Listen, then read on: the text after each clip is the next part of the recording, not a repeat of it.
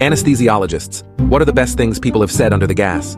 I got my wisdom teeth removed at 16 in a small, remote Canadian town. My dad and I had to travel to a slightly bigger town for the procedure. Now, and this is important later, I had just returned from a year away, because I spent a year of high school as an exchange student in Taiwan, and had only gotten back a few weeks earlier.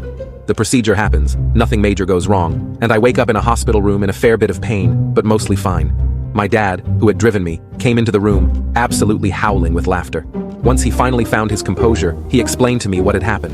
The anesthesiologist and a nurse came out into the waiting room after I was put under and apparently were white as ghosts. My dad asked if anything was wrong, and eventually, the anesthesiologist explained to my dad that after he administered the anesthesia, I began speaking to him in fluent Mandarin, and that he thought maybe he needed to call someone to ask how it was possible that this redneck white teenager could suddenly gain the ability to speak Chinese under anesthesia.